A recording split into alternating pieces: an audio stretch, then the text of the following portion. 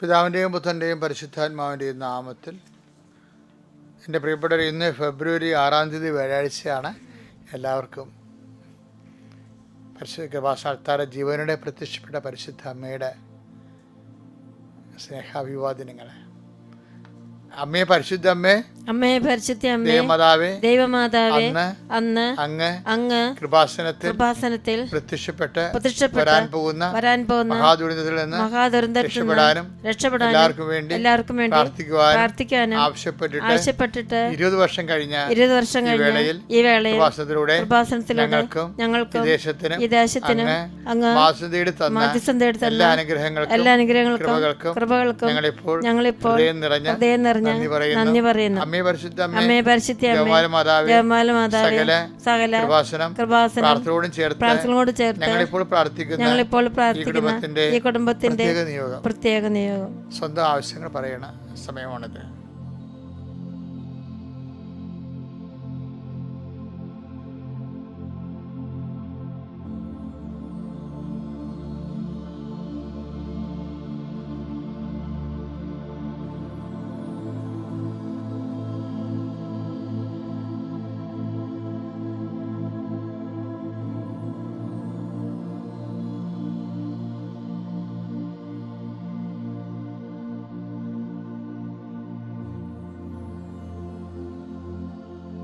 അമ്മയുടെ പ്രത്യക്ഷീകരണത്തിന്റെ വേളയിൽ ഞങ്ങൾക്ക് കനിയണമേ. ആമേൻ. വിശ്വാസ പ്രമാണം. സർവശക്തനായ പിതാവും ആകാശത്തിന്റെയും ഭൂമിയുടെയും സൃഷ്ടാവുമായ ദൈവത്തിൽ ഞാൻ വിശ്വസിക്കുന്നു. അവിടുത്തെ ഏകപുത്രനും ഞങ്ങളുടെ കർത്താവുമായ ഈശോ മിശിഹായിലും ഞാൻ വിശ്വസിക്കുന്നു. ഈ പുത്രൻ പരിശുദ്ധാത്മാവിനാൽ ഗർഭസ്ഥനായി കന്യകാമറിയത്തിൽ നിന്ന് പിറന്ന് പൊന്തിയോസ് പീലാത്തോസിന്റെ കാലത്ത് പീഡകൾ സഹിച്ച് കുരിശിൽ തറയ്ക്കപ്പെട്ട് മരിച്ച് അടക്കപ്പെട്ട് പാതാളങ്ങളിൽ ഇറങ്ങി മരിച്ചവരുടെ ഇടയിൽ നിന്ന് 3-ാം നാൾ ഉയർത്ത് സ്വർഗത്തിലേക്ക് എഴുന്നള്ളി സർവശക്തിയുള്ള പിതാവായ ദൈവത്തിന്റെ വലതുഭാഗത്തിരിക്കുന്നു. അവിടെ നിന്ന് ജീവിക്കുന്നവരെയും മരിച്ചവരെയും വിധിക്കുവാൻ വരുമെന്നും ഞാൻ വിശ്വസിക്കുന്നു. പരിശുദ്ധാത്മാവിലും ഞാൻ വിശ്വസിക്കുന്നു. വിശുദ്ധ കത്തോലിക്കാ സഭയിലും പുണ്യവാന്മാരുടെ ഐക്യത്തിലും പാപങ്ങളുടെ മോചനത്തിലും ശരീരത്തിന്റെ ഉയർപ്പിലും നിത്യമായ ജീവിതത്തിലും ഞാൻ വിശ്വസിക്കുന്നു. ആമേൻ. സ്വർഗ്ഗസ്ഥനായ ഞങ്ങളുടെ പിതാവേ, അങ്ങയുടെ നാമം പൂജിതമാകണമേ. അങ്ങയുടെ രാജ്യം വരണമേ. അങ്ങയുടെ തിരുമനസ് സ്വർഗത്തിലെ പോലെ ഭൂമിയിലും ആകണമേ. അന്നു വേണ്ടുന്ന ആഹാരം ഇന്ന് ഞങ്ങൾക്ക് തരണമേ. ഞങ്ങളോട് തെറ്റ് ചെയ്യുന്നവരോട് ഞങ്ങൾ ക്ഷമിക്കുന്നത് പോലെ ഞങ്ങളുടെ തെറ്റുകൾ ഞങ്ങളോടും ക്ഷമിക്കണമേ. ഞങ്ങളെ പ്രലോഭനത്തിൽ ഉൾപ്പെടുത്തരുതേ, തിന്മയിൽ ഞങ്ങൾ രക്ഷിക്കണമേ. ആമേൻ. നന്മ നിറഞ്ഞ മറിയമേ, സ്വസ്തി. കർത്താവ് അങ്ങയുടെ കൂടെ സ്ത്രീകളിൽ അങ്ങ് അനുഗ്രഹിക്കപ്പെട്ടവളാകുന്നു. അങ്ങയുടെ ഉദരത്തിൻ ഫലമായി ഈശോ അനുഗ്രഹിക്കപ്പെട്ടവനാകുന്നു.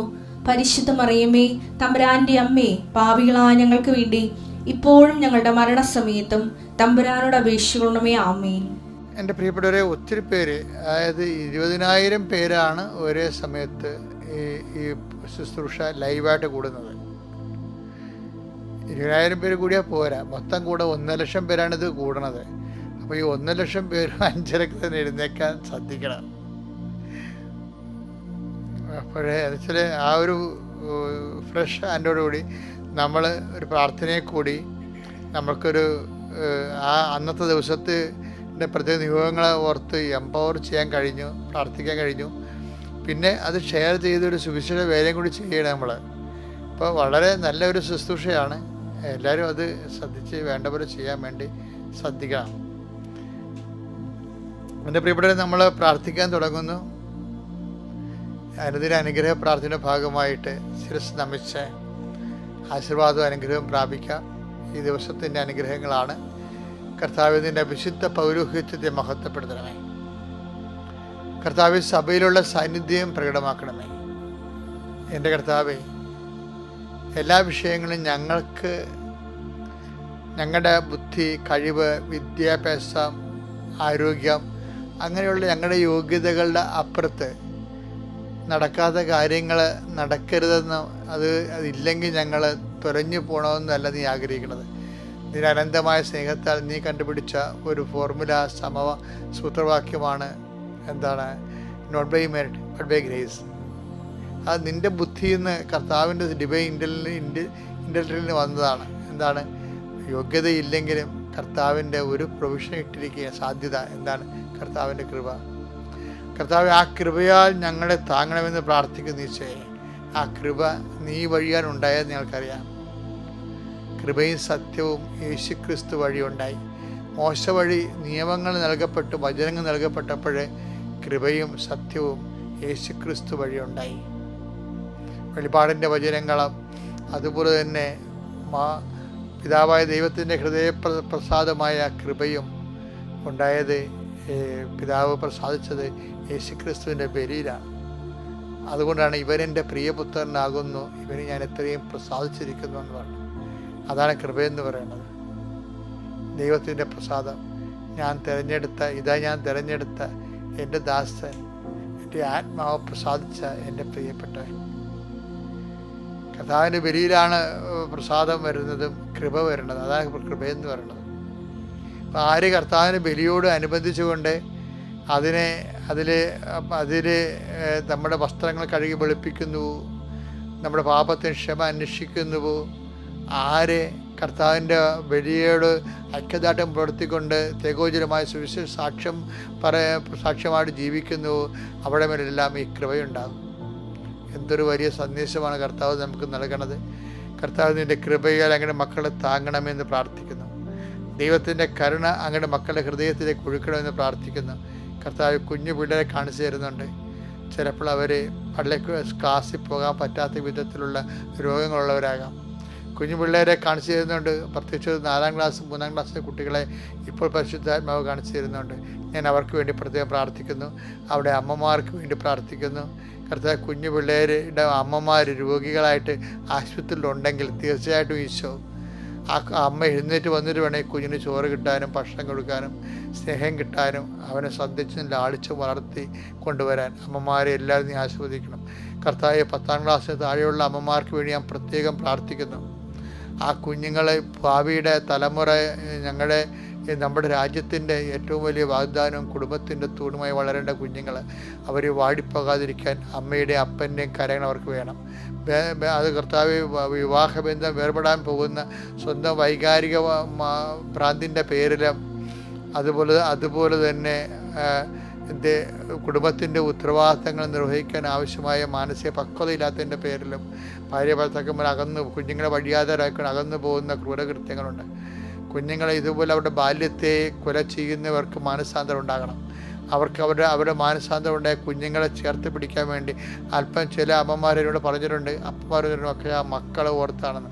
സത്യമാണ്. മക്കളെ ഓർത്ത് ത്യാഗം അനുഭവിച്ച് കുടുംബത്തിൻ്റെ ത്യാഗങ്ങളെ ഏറ്റെടുത്തുകൊണ്ട് നിശബ്ദമായി സുവിസാക്ഷ്യമായി പോകുന്ന എല്ലാവരെയും ഞാൻ ആസ്വദിക്കുന്നു. എല്ലാവരെയും ഞാൻ അനുഗ്രഹിക്കുന്നു. ദൈവത്തിൻ്റെ സമ്പത്താകുന്ന കൃപയാൽ നിങ്ങളുടെ ഹൃദയവും മനസ്സും ആത്മാവും നിറയട്ടെ. കർത്താവ്, നിങ്ങളെല്ലാത്തിനും അതിജീവിക്കാൻ വേണ്ടി നിങ്ങൾക്ക് സഹിക്കാൻ പറ്റുന്നില്ലെന്ന് പറഞ്ഞാൽ കർത്താവിനോട് പറയുമ്പോൾ കർത്താവിൻ്റെ സഹനത്തോട് ചേർത്ത് വെച്ചുകൊണ്ട് കർത്താവ് നിന്നെ ബലപ്പെടുത്തട്ടെ. എൻ്റെ ഈ പ്രാർത്ഥനയിലൂടെ കർത്താവിൻ്റെ കൃപാസനം നടക്കുന്ന ആയിരക്കണക്കിന് മനുഷ്യരുടെ പ്രാർത്ഥനയിലൂടെ നിൻ്റെ ജീവിതം ബലപ്പെടട്ടെ. നീ ആശ്രയം വെച്ചിരിക്കുന്നത് ഉടമ്പടിയിലാണെങ്കിൽ ഉടമ്പടി എടുത്തിരിക്കുന്ന ലക്ഷക്കണക്കിന് മനുഷ്യരുടെ ജീവിത പ്രവർത്തനങ്ങളുടെയും സുവിശേഷ സാക്ഷ്യങ്ങളുടെയും ഉപപ്രവർത്തനങ്ങളുടെയും നീ ദൈവപൈതലെ ഇന്ന് അനുഭവിക്കുന്ന പ്രയാസങ്ങളെ അതിജീവിക്കാൻ ആവശ്യമായ ആത്മധൈര്യത്തിൻ്റെ അഭിഷേകം കൊണ്ടാവട്ടെ. എൻ്റെ കർത്താവിൻ്റെ ഉന്നതമായ നാമത്തിൽ, സഭയുടെ അധികാരത്തിൽ, കുരിശിൻ്റെ അടയാളത്തിൽ, ദൈവത്തിൻ്റെ ശക്തിയാൽ നീ ഉച്ച മുതൽ ഉള്ളംകാൽ വരെ കർത്താവിൻ്റെ തിരുരത്വത്തെ അഭിഷിക്തയാകട്ടെ. കർത്താവ്, ഏത് മേഖലയാണോ നീ തകർന്നു കിടക്കുന്നത്, ഏത് മേഖലയാണോ നിനക്ക് സഹായം വേണ്ടത്, ഏത് മേഖലയാണോ നിന്നെ ചേർത്ത് നിർത്തേണ്ടത്, ഏത് മേഖലയാണോ നിന്നെ താങ്ങിയെടുക്കേണ്ടത്, ആ മേഖലയിൽ പരിശുദ്ധ അമ്മ ദൈവമാതാവ് യേശുക്രിസ്തുവിൻ്റെ തിരുശരീരം, ചലനമറ്റ തിരുശരീരം പോലും കുരിശിൽ നിന്നെടുത്ത് താങ്ങിയെടുത്ത് മടികിടത്തിയവളുടെ കൈകളിലേക്ക് ഞാൻ നിങ്ങളെ ഏൽപ്പിക്കുന്നു. നിങ്ങൾ ശക്തിപ്പെടുക, നിങ്ങൾ അതിജീവിക്കട്ടെ. കർത്താവിൻ്റെ കൃപ നിങ്ങളെ ആവശ്യിക്കട്ടെ. നിത്യപിതാവും പുത്രനും പരിശുദ്ധാത്മാവായ സർവ്വേശ്വരായ നീക്കുവാമേൻ. അതായത് ഇന്നത്തെ സന്ദേശം പറയുന്നുമ്പേ എൻ്റെ ആമുഖം പറയാറുണ്ട്. എന്ന് വെച്ച് കഴിഞ്ഞാൽ ഒരിക്കലും എൻ്റെ സഹപ്രവർത്തകനില്ലേ വിജയകുമാർ, അദ്ദേഹം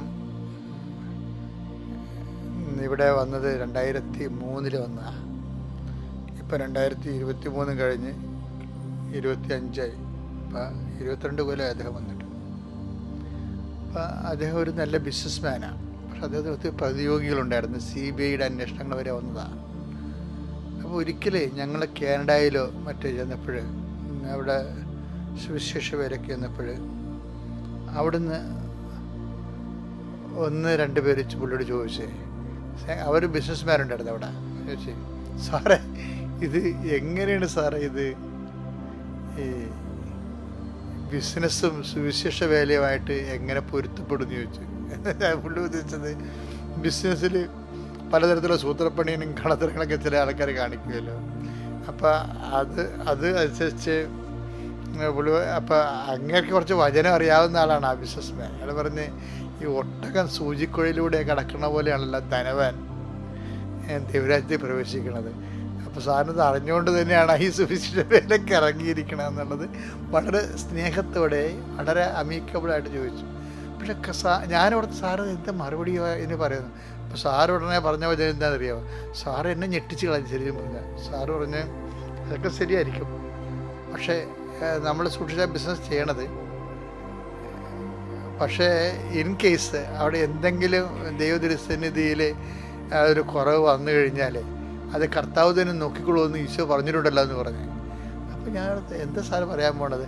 സാറ് അവരോട് പറഞ്ഞ മറുപടി ശരിക്കും എന്നെ ഞെട്ടിച്ചു. എന്താ വെച്ചാൽ സാറ് പറഞ്ഞതാണ്, ഇപ്പോൾ ഇൻ കേസ് ദൈവതിരുസന്നിധി നമുക്ക് എന്തെങ്കിലും കുറവുണ്ടെന്ന് ദൈവത്തിന് തോന്നിയാൽ അതിനും പോംവഴിയുണ്ടെന്ന് സാർ പറഞ്ഞു. എന്താ കാര്യം, എന്താ പോംവഴിയുള്ളത്? മത്തായി 19:24 തൊട്ട് ഉള്ള വചനങ്ങൾ പറഞ്ഞു സാറ്. ഈ മത്തായി 19, 24, 25, 26. വീണ്ടും ഞാൻ നിങ്ങളോട് പറയുന്നു, ധനവാൻ സ്വർഗരാജ്യത്തിൽ പ്രവേശിക്കുന്നതിനേക്കാൾ എളുപ്പം ഒട്ടകം സൂചിക്കുഴലിലൂടെ കടക്കുന്നതാണ്. ശിഷ്യന്മാർ ഇത് കേട്ട് വിസ്മയഭരിതരായി അവനോട് ചോദിച്ചു, അങ്ങനെയെങ്കിൽ രക്ഷപ്പെടാൻ ആർക്ക് സാധിക്കും? യേശു അവരെ നോക്കി പറഞ്ഞു, മനുഷ്യർക്കിത് അസാധ്യമാണ്, എന്നാൽ ദൈവത്തിനെല്ലാം സാധ്യമാണ്. ഇതെന്ത് ഞാൻ ഇത് കേട്ടപ്പോൾ എൻ്റെ മനസ്സിൽ പെട്ടെന്ന് ഉടമ്പടിയാണ് വന്നത്. എന്താ കാര്യം അറിയാം? ഉടമ്പടിയുടെ ബേസ്മെന്റ് എന്താണ്? Not by merit but by grace. In case നമ്മുടെ മെറിറ്റ് ലോസ്റ്റ് ചെയ്ത് കഴിഞ്ഞാൽ അടുത്ത ഓപ്ഷൻ എന്താണ്? അടുത്ത ഓപ്ഷൻ ഗ്രേസാണ്. അതാണ് നമ്മുടെ എഫേസ്യർ 2:8 ആപ്തവാക്യമാകുന്നതിൻ്റെ കാരണം. ഇവിടെ എന്താ പറഞ്ഞിരിക്കുന്നത്? അതായത് മനുഷ്യർക്ക് ഇത് അസാധ്യമാണ്, പക്ഷേ ദൈവത്തിനെല്ലാം സാധ്യമാണ്. മനുഷ്യർക്ക് യോഗ്യതയില്ലെങ്കിലും ദൈവത്തിന് എല്ലാം സാധ്യമാണ്. ബട്ട് ബൈ ഗ്രേസ്, അതായത് കൃപ കൊണ്ട് ഒരു വ്യക്തിക്ക് സ്വർഗരാജ്യത്തിൽ പ്രവേശിക്കാൻ കഴിയുമെന്ന് ഈശോ പറഞ്ഞത്. കൃപ എവിടെ നിന്ന് കിട്ടും? ദൈവത്തിൽ നിന്നല്ല കിട്ടേണ്ടത്. അപ്പം ദൈവം എടുക്കേണ്ട, പക്ഷെ നമുക്ക് കൃപയോട് സഹകരിക്കാൻ പറ്റും. നമ്മുടെ ഈ കൂദാശ ജീവിതവും ആധ്യാത്മിക ജീവിതവും സുവിശേഷ മുന്നേറ്റവും അതുപോലെയുള്ള എല്ലാ കാര്യവും ദൈവത്തിൻ്റെ കൃപയോട് സഹകരിക്കലാണ്. അപ്പം കൃപയോട് നമുക്ക് സഹകരിക്കാൻ പറ്റും. അപ്പം ദൈവത്തിന് എല്ലാം സാധ്യമാണെന്ന്. അത് അങ്ങനെ സഹകരിക്കുമ്പോൾ എന്താ പ്രശ്നം എന്ന് അറിയാമോ? ഇപ്പം അതറിയണമെങ്കിലേ, അതായത് ഇപ്പം നമുക്ക് മെറിറ്റ് ഇല്ലെങ്കിലും ദൈവത്തിന് കൃപയുള്ളിടത്തോളം കാലം ദൈവത്തിന് നമ്മളെ സഹായിക്കാനുള്ള ഒരു കാലാവസ്ഥ സാഹചര്യം ഉണ്ടായാൽ മതി. ഈ സാഹചര്യം ക്രിയേറ്റ് ചെയ്യുന്നതാണ് നമ്മുടെ ബുദ്ധി എന്ന് പറയുന്നത്. അപ്പോൾ ഇത്രയും സീരിയസ് ആണ് ആധ്യാത്മിക ജീവിതം. അപ്പം അതുകൊണ്ട് നിങ്ങൾ പാപികളാണ്, അല്ലെങ്കിൽ നിങ്ങൾ കച്ചവടക്കാരാണ്, അല്ലെങ്കിൽ നിങ്ങൾ വേറെ ജീവിത വ്യാപനയ്ക്ക് വേണ്ടി ഒരു പ്രത്യേക അവസ്ഥയിൽ ജീവിക്കുന്നതാണ്. അതുകൊണ്ട് നിങ്ങൾ ഈ ജീവിതം ഇങ്ങനെയായിപ്പോയി, ഇനിയിപ്പോൾ ഞാൻ രക്ഷപ്പെടത്തില്ല, പ്രാർത്ഥിച്ചതും കാര്യമില്ല എന്നൊന്നും പറഞ്ഞ് ആരും നിരാശപ്പെടേണ്ട ഒരു കാര്യമില്ല. ദൈവത്തിന് നിന്നെ സഹായിക്കാൻ കഴിയും ഏത് സാഹചര്യത്തിലും എന്ന് വിചാരിച്ചുകൊണ്ട് നീ പാപത്തിന് മേൽ പാപം ചെയ്യണമെന്നല്ല എൻ്റെ അർത്ഥം. അതായത് നീ നിരാശപ്പെടരുത്, പ്രത്യാശയോടെ മുന്നോട്ട് പോകണമെന്നാണ് ഇന്നത്തെ സന്ദേശം. പ്രൈസറാണ്. അത്യപൂർവ ദൈവാനുഭവങ്ങൾ ഇനി നിങ്ങൾക്കും സ്വന്തം. ഈ യൂട്യൂബ് ചാനൽ ഇതുവരെ സബ്സ്ക്രൈബ് ചെയ്തിട്ടില്ലെങ്കിൽ ഇപ്പോൾ തന്നെ സബ്സ്ക്രൈബ് ചെയ്യുക. ഈ വീഡിയോ ഇപ്പോൾ തന്നെ നിങ്ങളുടെ സുഹൃത്തുക്കൾക്ക് ഷെയർ ചെയ്തുകൊണ്ട് കർത്താവിന്റെ പ്രേക്ഷിതരാകുക.